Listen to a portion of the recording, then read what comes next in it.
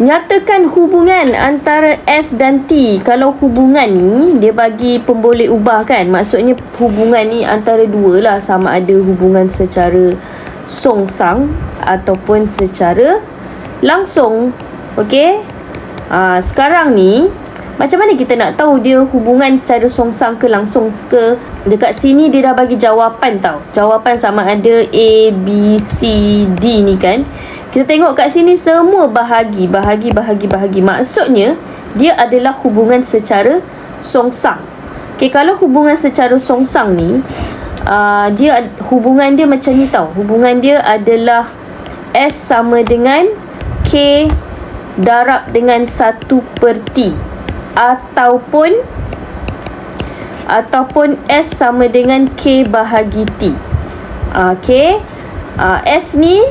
S dan T ni adalah pemboleh ubah dan yang dia dah bagi nilai dalam bentuk jadual. Okey, ini nilai yang pertama dan ini nilai yang kedua, nilai S dan T. Okey, sekarang ni mana satu jawapan yang betul? Okey, tengok sebenarnya dalam jawapan ni dia dah bagi tahu dah K tu sama dengan berapa. Korang nak tahu jawapan korang tu betul ke tak? Korang kena cari dia punya K. Yang ni, dia punya K ni. Okey? Contoh Kalau macam ni. Nak cari dia punya K kan? Yang ini, pindahlah ke kiri. Bila kita pindahkan 1/T ni pindah ke kiri, tinggallah K sorang-sorang kat situ. Okey, dia jadi macam ni lah. S bahagi dengan 1/T sama dengan K. 1/T ni, kalau kita tukar, dia boleh jadi darab. Bahagi ni tukar jadi darab. Lepas tu yang pecahan tu T naik atas, 1 turun bawah. Dia akan jadi macam ni. Darab dengan T/1. So kita boleh tulis juga K bersamaan S darab T. Okey? Sama juga kalau macam ni kan. T pindah pergi ke kiri. So, dia akan jadi K sama dengan S darab T. Ni lah dia. K bersamaan S darab T. Kita nak tahu K dia berapa. Okey, contoh. Dia dah bagi tahu kat sini.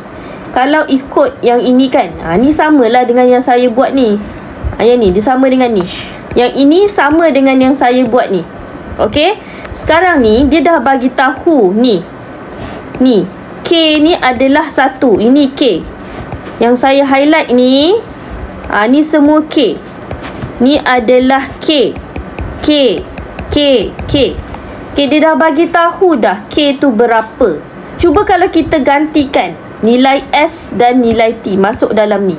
Dapat tak jawapan tu K tu sama dengan 1? Kita kena guna formula yang ini. Sebab kita nak tahu kalau kita masukkan nilai S dengan T ni dapat tak K sama dengan 1. So kita kena ikut yang inilah. Contoh kalau yang A ni kan, untuk jawapan A ni, kalau kita nak tukarkan menjadi macam ni kan, K sama dengan ST kan. Okey, K sama dengan ST. T ni kalau pindah pergi ke kiri, okey, dia akan jadi S darab T bersamaan 1. Okey, 1 ni adalah K. So, sekarang ni cuba kita masukkan nilai S 1/2 masuk dalam ni, nilai T 16 masukkan dalam ni. Dapat tak 1? S 1/2 darab dengan T 16. So, dapat berapa? 8, 2, 16 kan? Dapat 8. 1/2 darab 16 sama dengan 8. Sama tak dengan 1? Ini kita dapat K sama dengan 8. Padahal K dia sama dengan 1. So, salah lah. Maksudnya, nilai S dengan T ni tak boleh dimasukkan. Kira tak sama dengan jawapan ni. Okey? K dia tak sama. Kita kena pastikan untuk nilai S dengan T ni, K dia ni sama dengan jawapan dekat dalam ni. Okey? Okey. Lepas tu untuk B pula. Untuk B ni kita pindahkan T pindah pergi ke kiri. So, kita dapatlah S darab T sama dengan 2. 2 ni adalah K. Okey, kita gantikan kita gantikan nilai S ni 1/2, gantikan dekat sini, gantikan nilai S dengan 1/2 dan gantikan nilai T dengan 16. Okey, 1/2 darab dengan 16. Dapat tak 2? Sama juga macam tadi. 1/2 darab 16 dapat 8. Dia tak sama dengan 2. K dia berlainan. Kalau kita guna nilai yang ini, K dia sama dengan 8. Tapi ikut jawapan, K dia sama dengan 2. So, tak sama. Tak boleh ambil. Okey, kalau C pula. Kalau jawapan C ni, kita pindahkan punca kuasa T ni pindah pergi ke kiri. So, kita dapat S darab punca kuasa T sama dengan 1. 1 ini adalah K.